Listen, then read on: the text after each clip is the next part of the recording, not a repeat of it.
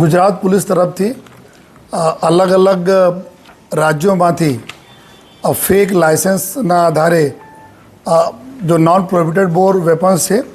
એના ખરીદી કરીને યુઝ કરવાના જો એક બાતમીના આધારે જો એટીએસ તરફથી કાર્યવાહી કરવામાં આવી અને આ જ અનુસંધાને જો સુરત સિટી ક્રાઇમ બ્રાન્ચ તરફથી બી એના ઉપર વર્કઆઉટ કરવામાં આવેલા, જેમાં 20 જેટલા વેપન્સ જો જેમાં .32 બોરના પિસ્ટલ છે, રિવોલ્વર છે, ડબલ બેરલ ગન્સ છે જો અને આ પ્રકારના વેપન્સના રિકવરી અહીંયા કરવામાં આવી. ટોટલ કુલ 20 વેપન્સ પકડવામાં આવેલા, જેમાં 93 જેટલા જો કાર્ટિजेस બી અલગ અલગ જો પિસ્ટલ અને રિવોલ્વર એના અને ડબલ બેરલના કાર્ટિजेस બી છે અને ટોટલ અત્યાર સુધી 4 આરોપીઓને પકડવામાં આવેલા છે અને કુલ 16 જેટલા આરોપીઓ અમારા વોન્ટેડ છે જેને પકડવાની કામગીરી ચાલુ છે. આમાં વિગત એવું છે કે અહીંયા એક ગજાનંદ ગન હાઉસ આવે છે જ્યાં અતુલ પટેલ એના જો માલિક છે અને આ એના માધ્યમથી કુલ 6 જેટલા ફેક લાઇસન્સ જો નાગાલેન્ડમાંથી બનાવવામાં આવેલા અને પછી જો કહાનીના મતલબ આ લોકોની પ્રક્રિયા એવી રીતે ચાલુ થાય છે કે નાગાલેન્ડમાંથી ઇસ્યુ થયેલા લાઇસન્સ આધારે જો ગજાનંદ ગન હાઉસમાંથી લગભગ 51 જેટલા વેપન્સના જો વેચાણ કરવામાં આવેલા છે. આ અનુસંધાને જો એક વ્યક્તિ છે જેના સેલાભાઈ બોડિયા નામના એક વ્યક્તિ છે જો અહીંયા કામરેજ પાસે રહેતા હતા અને આ એના માધ્યમથી જ્યારે ગનોના વેચાણ અહીંયા થતા હતા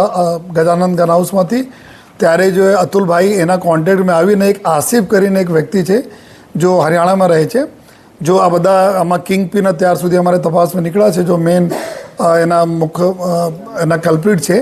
તો એના કોન્ટેક્ટ કરીને અહીંયા જે લાઇસન્સ જો ઈચ્છુક લોકો હતા જો એના કોન્ટેક્ટ કરીને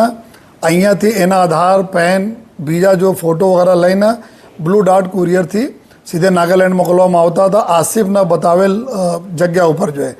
અને જો આંગળીયા મારફતે જો પૈસા લગભગ 10 લાખ રૂપિયાના આસપાસ પર વેપનના જો અત્યાર સુધી તપાસમાં એવું આવેલા છે. નોઈડા અને દિલ્હીમાં આ આસિફ પાસે પૈસા અહીંયાથી મોકલવામાં આવતા હતા. નાગાલેન્ડમાંથી પછી વેપન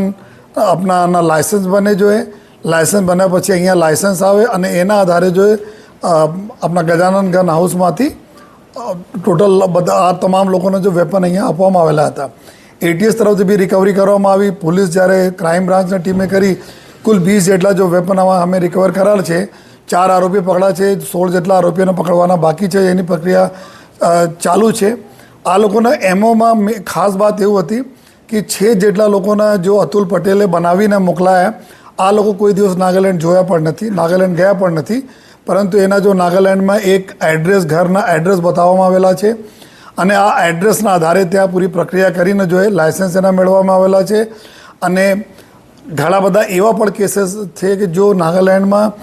જૂના લોકો પાસે લાઇસન્સ હતા, ત્યાંના ઓરિજિનલ લાઇસન્સ હતા જેની મોટી ઉંમર થઈ ગઈ, એમાં રિટેનર તરીકે અમુક લોકોના નામ નાખવામાં આવેલા જેમાં આ લોકો ખોટા એડ્રેસના ક્રિએટ કરીને રિટેનર તરીકે નામ નાખે અને પછી રિટેનરના આધારે નવા લાઇસન્સ કઢાય જોઈએ.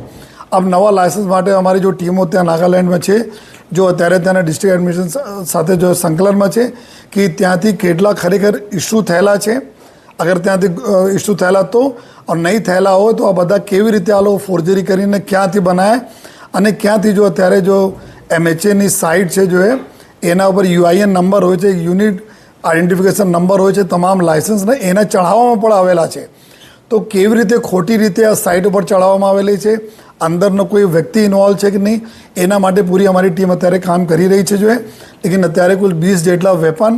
4 જેટલા આરોપીઓનો ધરપકડ કરવામાં આવી છે. આ એક મોટું સ્કેન્ડલ છે જેમાં આ લોકો જો બીજા રાજ્યોના ખોટા લાયસન્સ બનાવીને અહીંયાથી વેપનના વેચાણ કરીને યુઝ